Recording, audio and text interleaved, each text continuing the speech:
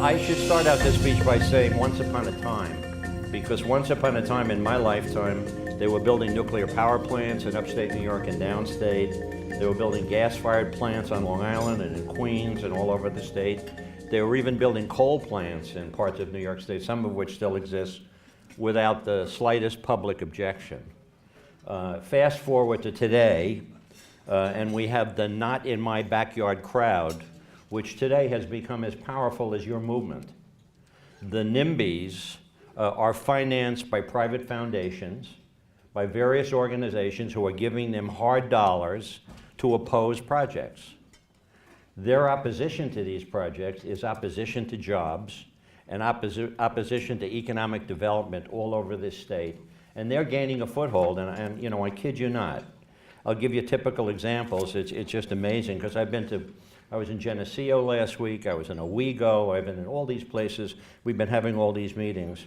And no matter where you go, if you talk about a power plant, if you talk about hydrofracking, there's an organized group that's saying they just don't want it, period. It's fascinating to me that residents who live on the west side of Manhattan can be so proactive in being against something up in Chemung County, where they have no ties whatsoever, but nevertheless, they know how to wage a battle that's pretty hard to overcome. Wind power facilities. I noticed some wind power facilities on the way west last week, and there are community groups who are opposed to wind power because they said it's unsightly, it visually bothers you, and it lowers property values. Now, that's incredible. The opponents of anything tell us that the renewables are going to be the future, and the fact of the matter is, I'm not quite sure what renewables are, but the renewables that are going to come, whatever they're eventually going to be, are maybe 20 years from now. And if anybody tells you that wind and solar are going to save New York State, as opposed to nuclear and gas-fired facilities, the wind just doesn't blow often enough in New York, and the sun doesn't shine often enough for these to be a major, major factor. Are they part of the future? Sure. 5%, maybe 8%. But they're not the real deal. Indian Point.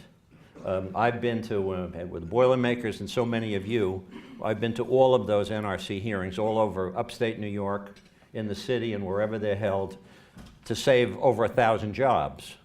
And that's what it's all about. It's always fascinating how people move into a community where there's a power plant and then decide that they want it closed after they've moved in years and years later after it's been established. And I was in the legislature when New York State bought the power plants from Con Ed back in the 70s. And those power plants, by last count, Indian Point is equal to $750 million a year in economic benefits to the surrounding 7 or 8 counties. Jobs, vendors, subcontractors, all kinds of stuff, $750 million a year, and that's not just taxes. It's really a lot of good things, and you have a group like Riverkeeper in New York who says, you know, let's shut it down, and let's shut it down now, because candidly, they don't care about the jobs and they don't care about the future. Hydrofracking, and I have to tell you that the state of Pennsylvania, as we speak, sitting here, is eating our lunch every day. They're going to gain billions of dollars in new revenues over the next few years. They've got upwards of 25,000 wells that have been dug. The latest statistic from the Pennsylvania Department of Labor on jobs is that 71,000 new jobs were created in Pennsylvania in the last 18 months, and of them 73% of those jobs are local people. They're not guys from Oklahoma and Texas and everything who are dominating that industry. They are people who are being trained to do the kind of work that can be done, and they involve the trade groups, and they are critical to everybody in this room that this process go forward in hydrofracking. And you know, I've seen, we have a map in the office showing all the different groups that oppose hydrofracking, that oppose nuclear and everything. They are out there, but I'm telling you that Pennsylvania is having a great time. If you know Chemung County, Elmira, and those areas, the county executive in his latest report stated that his income from sales tax, hotel tax is up 12%. The airport there now has overload because of planes coming in that are bound for Pennsylvania who land there. But this is all from hydrofracking. And the utility companies in Pennsylvania have entered into a compact with 12 unions, all trade labor unions, to guarantee that they will recommend They will recommend that only union contractors be used on work that's being given out. And that's what you want in New York, and that's what you need in New York. So what's going on here in New York? There's talk now about the Hudson River Power Line, which has been approved. Is really a power line under the river, and it's bringing power from Pennsylvania and other places, and it connects with Con Ed. It's okay, but it's not the answer. We're going to close at least one power plant on Long Island in the coming year, and there's a possibility that some others will close for one simple problem: they're too old. Nobody wants to spend the money to repower them and to get them moving again, and a lot of communities rely on those plants for taxes. They're not going to get them, they're going to lose them. Con Ed is in the middle of a $200 million upgrading of the system, which obviously affects a lot of you in this room, and I think that's all to the good. It's federal monies, plus they're spending their own.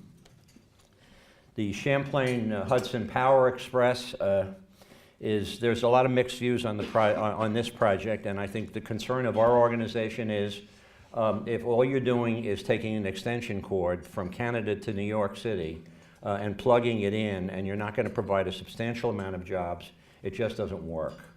What we truly need from the standpoint of the future and meeting our power needs is facilities that create new jobs, that meet our power supply, and give us what we need for the future. You know, when you come into Manhattan and you see all the construction that's going on, and people say, well, we just should have enough power for what we need. It doesn't work that way. We need thousands and thousands of new megawatts, and any project that's proposed that doesn't give us megawatts and can't prove to us that the jobs are going to be created is of no interest to us and should be of no interest to you.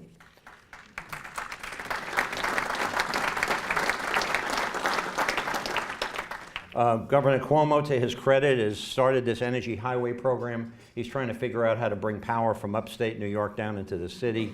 The real problem, candidly, is if you had electrical wiring in your house that worked in one room on the far left and one room on the far right, and there was nothing to connect it in the middle, you don't get too much energy as a result of it. And the problem we have in New York State is that we build a windmill in some upstate community, and the power that they generate only goes about 2 miles. They have no way of moving it down the grid. And so improving the grid is important, and the governor's dedicated to doing that, and we really appreciate it. So what's really my message to you? There's a lot of stuff out there that's on the table, and I think it's all going to be to the good if you go out there and fight for it. I think the president of the AFL CIO said it very eloquently, that this is your ball game, this is your responsibility. These legislators, and I've been one of them, the cab driver last night coming down to the hotel, I said, the Congress is out again this week. They're not doing anything. And the cab driver said to me, well, they didn't do anything last week. He says, they're not going to do anything next week. He said, he says, if you came down here to expect anything to happen, you should go right back to the airport. So the fact of the matter is we need labor to be the catalyst to really get these congressmen motivated and these state legislators motivated.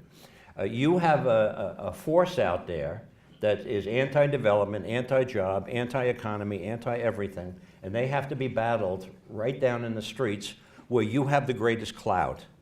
There are no more influential people, to my mind, in the political spectrum than the people in this room who create votes, who create issues, who create policy, and you're really the ones, if there's going to be an energy future in New York, it's really up to you. And we need you, and we need you to move forward on a lot of these projects, to insist that there be jobs, to be insisted to be fair wages. But the fact of the matter is, wake up your politicians to the fact that we need more energy, and we need it now, and kick some butt. Thank you very much.